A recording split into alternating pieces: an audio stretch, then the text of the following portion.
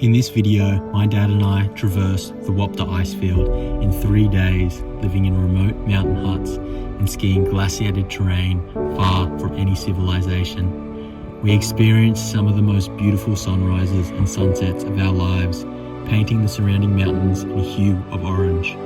We faced challenging terrain, traversing across towering seracs over heavily crevassed areas and across wind-swept frozen lakes. It was a trip of a lifetime. I hope you enjoy.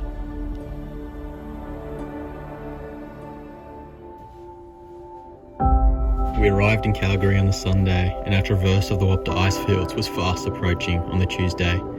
I had 2 days to teach my dad the very basics of ski touring, starting at how to put skins on and clip in. We traversed rugged mountainous terrain deep in the wilderness of Kananaskis, including Birstall Pass Peak, and drove for hours on remote Canadian roads in some of the most beautiful country I've ever seen. The night before, I'm going to be honest, I was slightly nervous about our chances of doing the traverse.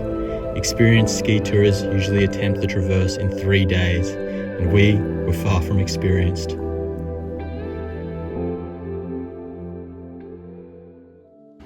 Woke up to an incoming storm in Canmore. The first crux, driving on the wrong side of the road in a snowstorm from Canmore to Bow Lake on the Icefields Parkway. The WAPTA Traverse is a 50-kilometre journey across the WAPTA Icefield, which feeds the Arctic, Atlantic and Pacific Oceans. First though, we started our journey across the frozen Bow Lake, facing strong winds and freezing temperatures. We then approached a narrow canyon on the way to our lunch spot at Bow Hut. Okay, we're approaching Bow Hut. We're gonna go through this kind of narrow canyon, some avalanche hazard, just because it's a bit of a terrain trap. Yeah, go dad. Yeah, we'll be quick through here and then on to a final slope up to Bow Hut. Feeling pretty good, back's a little heavy. I've said that a million times, though. Yeah, I feel alright. Beautiful day. Between windy and snowy. There.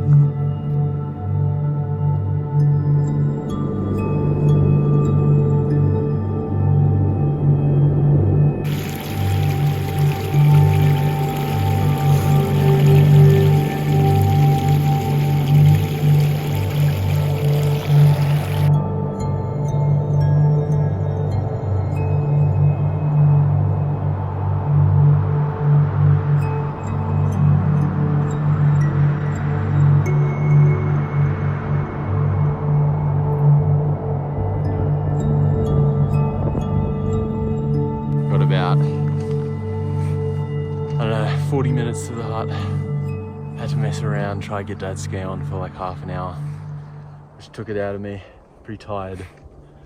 And this pack is just fucked. Anyway. Bow Hut is perched on top of a cliff and is usually where people finish on their first day, though we were doing 2 days in one and had to reach the Balfour Hut another 10 kilometres across the icefield.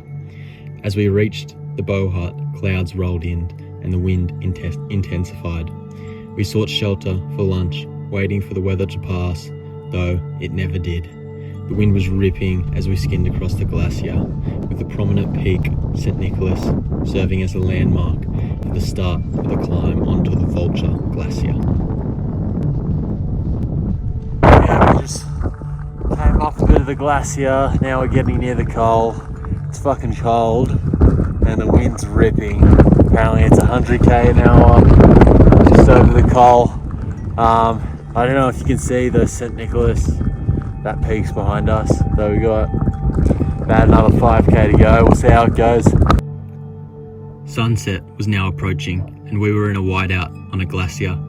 Everything felt more remote as we crested the top of the Vulture Col at 3,000 meters elevation.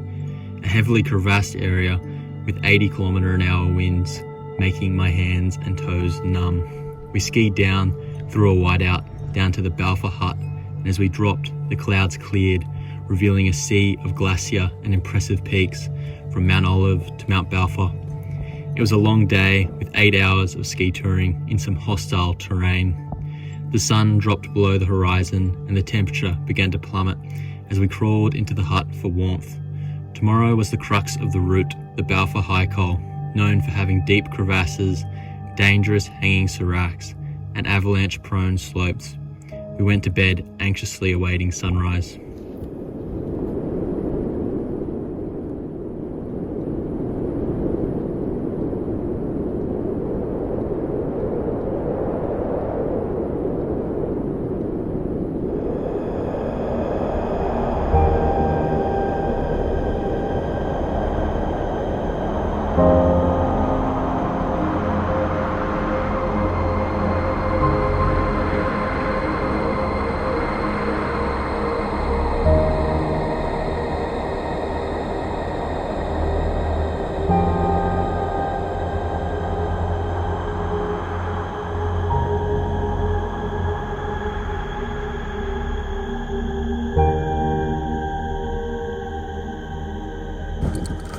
Okay, about to start the Balfour High Col, which is the crux of the route. Just woke up about an hour and a half ago. It was freezing cold this morning, like minus 15. Pretty cool staying in the hut. Had to take a leak at 2 a.m. Went out into like minus 30 wind chill and bit of shrinkage going on. So anyway, and I just got this like the best view of the stars and all that shit. Don't think the video will show it, though. I'll try to put a photo of like previously when it's done that. Though it's looking pretty clear today and tomorrow, so should be good.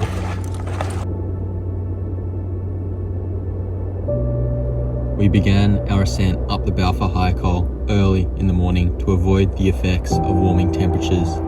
In the distance, seracs the size of apartment buildings glistened in the sun, hanging delicately over towering cliffs. As we approached them, we could see big chunks of blue ice which had been carved off by previous warm temperatures.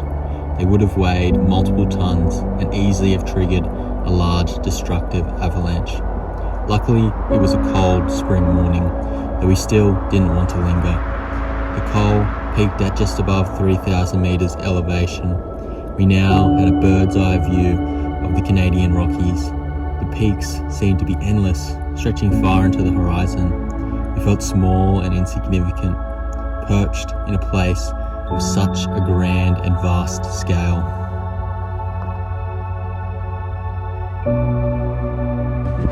Okay, we're just cresting the Balfour Col now.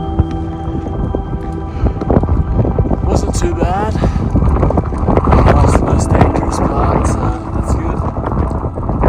Feeling the altitude a bit. We're about 3,000 meters, though. Yeah, pretty sick seeing the whole of the Canadian Rockies stretched out in front of you. Pretty cool.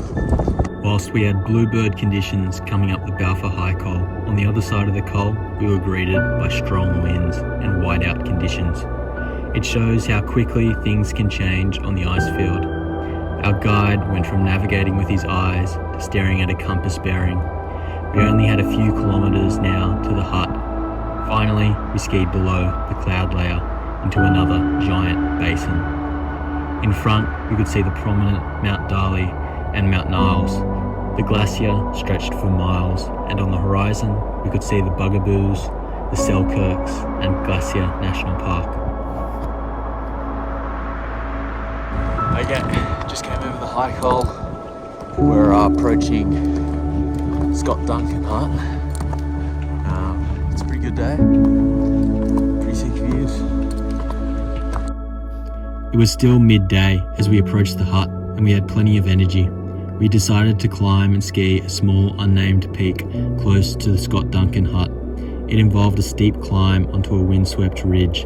In the back of my head was the fact I had no brakes or leashes on my skis. A fall would mean my ski would slide into the horizon, never to be seen again. This would be an expensive mistake, and given our remote location, likely result in a helicopter evacuation. We crested the summit, where we were greeted with a view of some of the most iconic north faces, stretching all the way to Banff. from the north face of Mount Darley to the imposing faces of Mount Temple and Mount Victoria.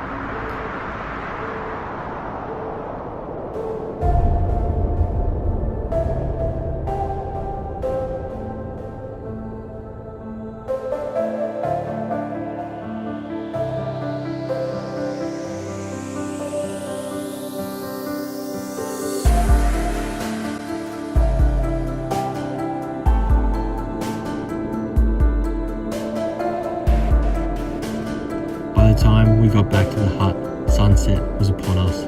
The temperature began to drop and clouds rolled in. Tomorrow was our last day, where we would ski back down to civilization. It was set to be the clearest day, offering the best views.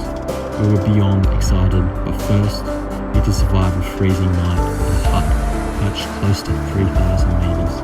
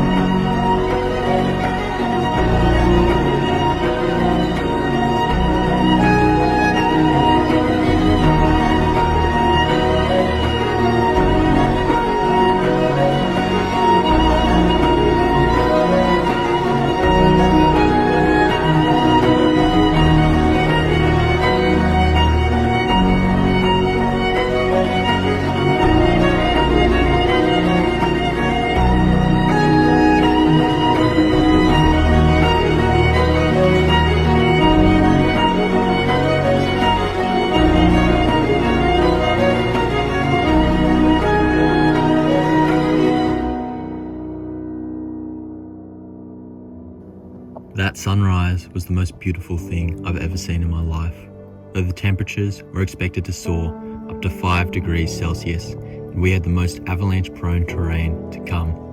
We prepared to get out quickly whilst the morning was still cold. So there's our route for this morning. And then over this col. Mount Darley imposed a large shadow which kept us cold and miserable in the morning as we skinned quickly to the col. Mount Niles served as a landmark for the end of our last uphill section on the WAPTA. We crested the top of the col and skied down awkwardly with our skins on to the sun, which instantly de-thawed my toes and fingers, though it revealed how warm it was getting as the threat of avalanches began to rise on the steep, sun-exposed slopes surrounding us. We quickly transitioned with the sun hovering above Mount Victoria and Mount Cathedral. I was excited to ski our first real pitch of the trip.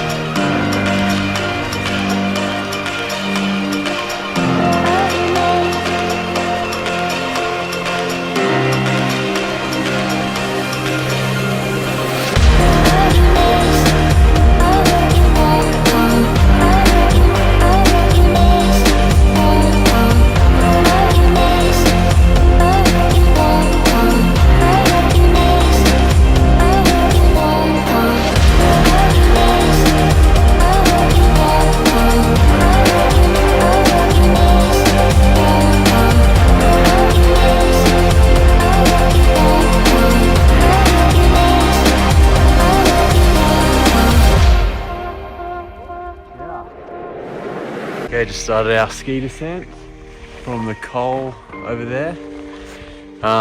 It's been pretty good, sunny. You can see like Mount Victoria and all that, Mount Temple. So pretty sick. Dad's been having trouble with his skins, which has been a bit annoying though.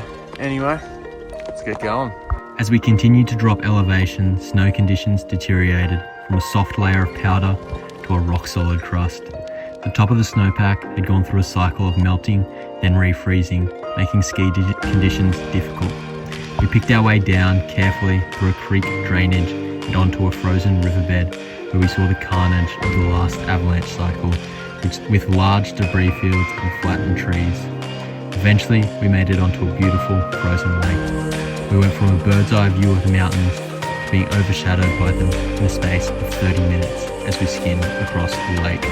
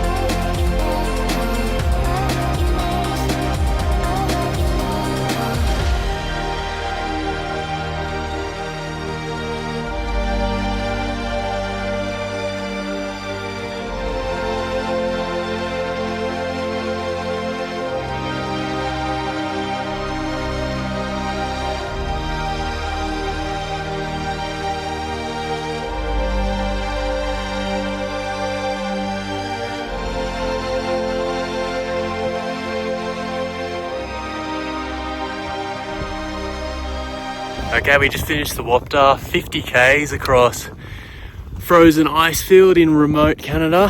It was great conditions, great fun. We had a little bit stormy conditions at the start and then bluebird towards the end, though today's like one of the most scenic days I've ever experienced, like seeing the alpenglow on the Canadian Rockies, which just seemed to go forever all the way to Alaska.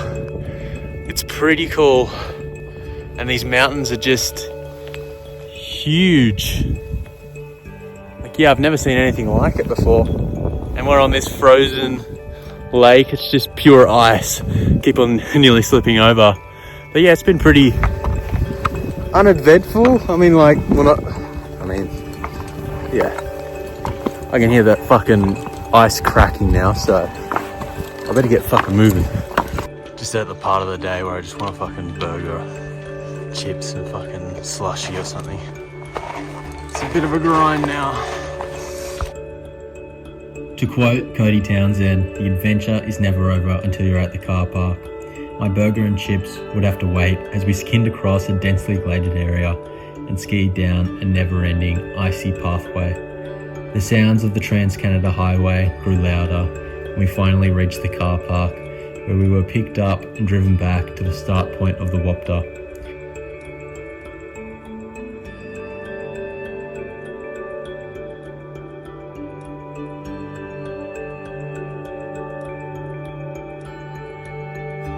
We drove for 2 hours back to Canmore, where we stopped off for our well-deserved burger and fries. We watched the sunset over the Three Sisters, savouring the blue skies, warm temperatures, and everything you take for granted, from a warm shower to a freshly cooked meal.